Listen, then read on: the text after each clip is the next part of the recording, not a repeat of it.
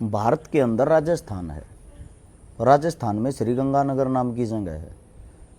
उसके अंदर एक 13 वर्षीय बच्ची का, छोटी ही बच्ची का बलात्कार हो जाता है। 13 वर्ष की उम्र कितनी होती है आप लोगों को पता है? यानी कि पूर्ण रूप से बच्ची के अंग तक विकसित ना होना, प्रॉपर रूप से उसका जवान ना होना। बड़ी चीज ये है, 30 आरोपियों के नाम आते हैं। अब 30 आरोपियों में से लगभग 19 आरोपी पकड़ लिए गए हैं। उनको अब जेल भेज दिया जाएगा। जेल में फ्री की पीने के लिए दाल मिलेगी, खाने के लिए रोटी मिलेंगी। देख लेना आने वाले साल 2 साल में कोई अच्छा वकील उनकी जमानत करवा देगा, बेल करवा देगा, वे वापस बाहर होंगे।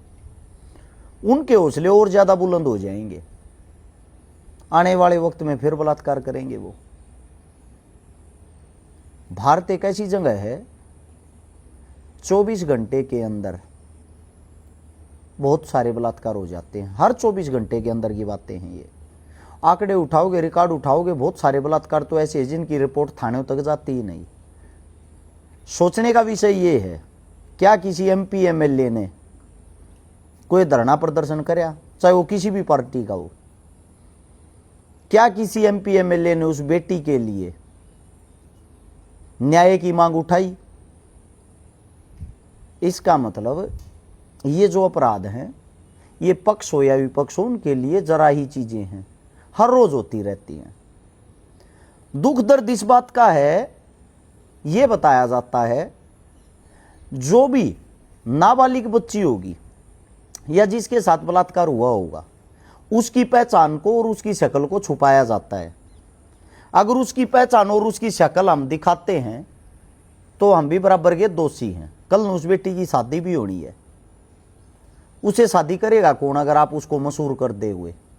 अब सबसे बड़ी शर्म की बात यह है, सोशल मीडिया, यूट्यूबर और जितने भी पत्रकार हैं, उन सब ने उस लड़की का चेहरा दिखा दिखा के बिना ब्लर किए, आप उसकी ब्लर करके भी उसकी बातें सुना सकते हो, उसके बयान सुना सकते हो सबके सामने। लेकिन एक वीडियो चलाने के चक्कर में, व्यू कमाने के चक्कर में धे धड़ाधड़ उसके फोटो वायरल, उसकी वीडियो वायरल। चलो ये तो न्यूज पत्रकार हैं। बिहार का एक बहुत बड़ा नेता है चिराग पासवान, वो आता है लड़की से हॉस्पिटल के अंदर बातें करता और बोलता है तुम्हारे मुजरिम छोड़े नहीं जाएंगे।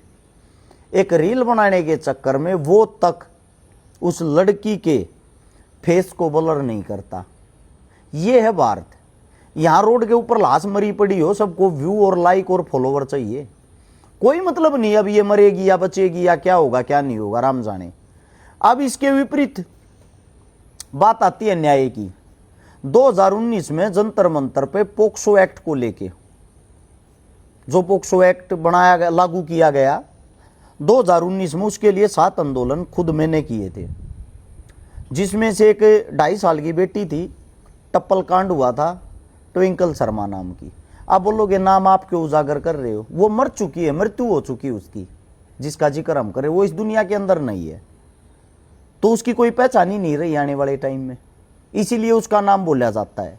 वो जो टप्पल कांड हुआ, उस कांड के बाद हमने लगातार 7 आंदोलन किए थे दिल्ली जंतर मंतर पे, जिसको लेके पोक्सो एक्ट जो है वो लागू किया गया था। उसके अंदर एक संशोधन किया गया था, 14 साल से कम उम्र की बच्चियों के साथ दरिंदगी होने पर सीधी फांसी हो।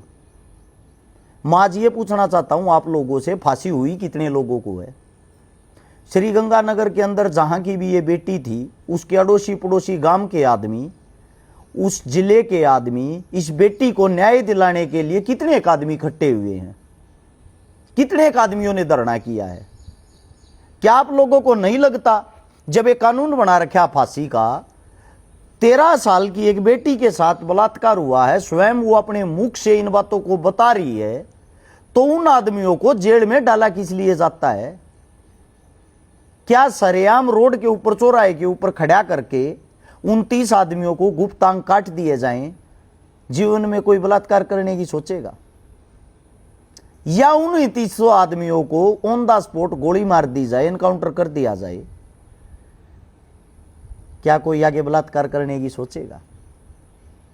अब उनको जेल में डाल देंगे। जेल में डालने के बाद उनको ज्यादा से ज्यादा कोई ज्यादा अच्छा जज होगा उनको फांसी की सजा सुना देगा नीचे से। ऊपर से वो फांसी कैंसिल हो जाएगी, ऊपर से भी फांसी बरकरार होगी, राष्ट्रपति से कैंसिल हो जाएगी। हिंदुस्तान है ये, यहां कितने आदमियों को आज तक फांसी हुई है।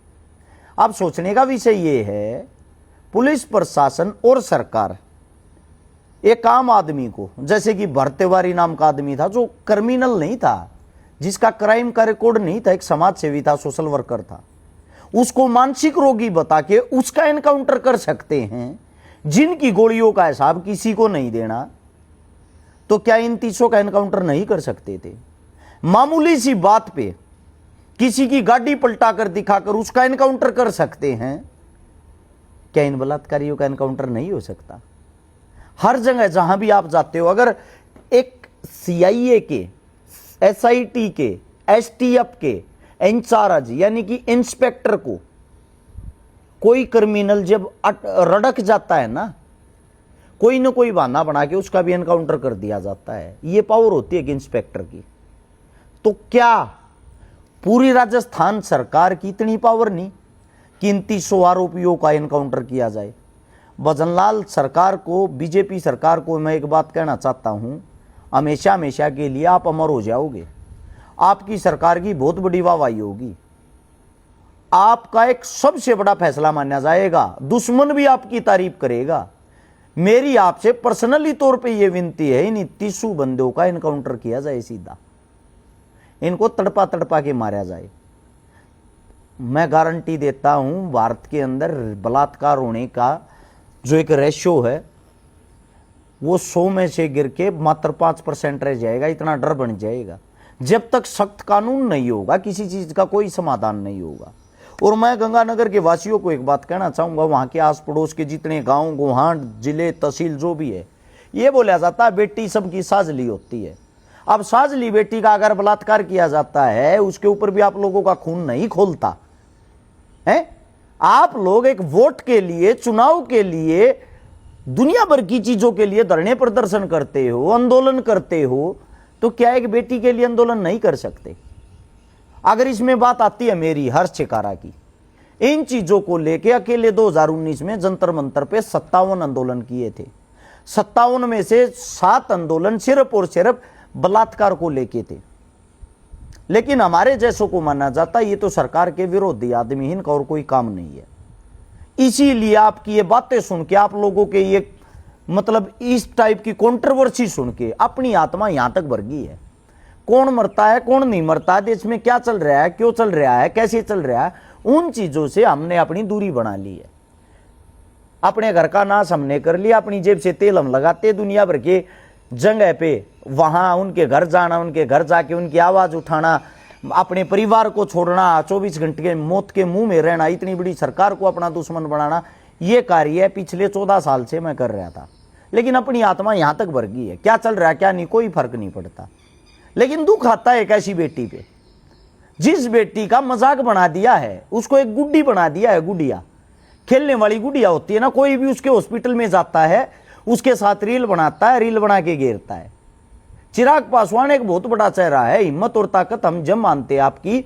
आप उस बेटी की वीडियो के माध्यम से अगर चेहरा ही दिखाते तो यह संदेश देते कि बेटी आज से तू मेरी बेटी है, और उन 30 को ऑन द स्पॉट एनकाउंटर करने की जिम्मेदारी, करवाने की जिम्मेदारी मेरी है। यह तो होती है मर्दों वाली बात, मर्दानगी वाली बात। वोटों के लिए आप लोग इकट्ठे हो जाते हो, नेता मंत्रियों के झंडे उठाने के लिए आप लोग इकट्ठे हो जाते हो।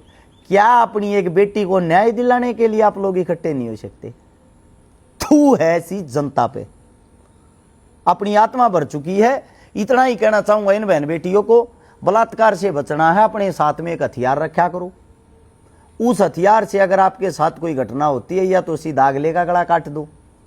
अगर अगले से बच जाते हो, अगले का गला नहीं काट पाते हो, तो बहन फिर अपना काट लो, क्योंकि ये हिंदुस्तान है। यहाँ ऐसे ही बलात्कार होते रहेंगे, कोई सुनने वाला नहीं है, कोई रोकने वाला नहीं है। और सबसे बड़ी जो मुझे शर्म आती है, वो आती है हमारी बहन बेटियों पर ही।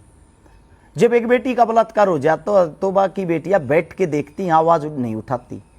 मतलब के पढ़ा लिखा जो वर्ग है, पढ़ी लिखी जो हमारी माताएं बहनें हैं, वो चुपचाप से इन चीजों को सहन कर लेती हैं। ये सहन करने के कारण ही दिन प्रतिदिन बलात्कार होते जा रहे हैं, बहन बेटियों को कुचला जा रहा है। इतना ही कहना चाहूंगा, भजनलाल सरकार के पास इस वीडियो को भेजो। भजनलाल सरकार से हाथ जोड़ के विनती करता हूं, बहती गंगा में हाथ धोने का आपके पास बहुत ही अच्छा इस टाइम पे मौका है, उस बेटी को न्याय मिल जाएगा। इन 30 आदमियों को फांसी तोड़ दो। भारत का तो पता नहीं, ये मेरा वादा गारंटी, राजस्थान के अंदर आगे बलात्कार जैसी घटना नहीं होगी। वीडियो अच्छी लगी हो भाई शेयर करके सरकार तक पहुंचाना। सरकार से गुजारिश कर रहे हैं बलात्कारियों को सीधी फांसी हो।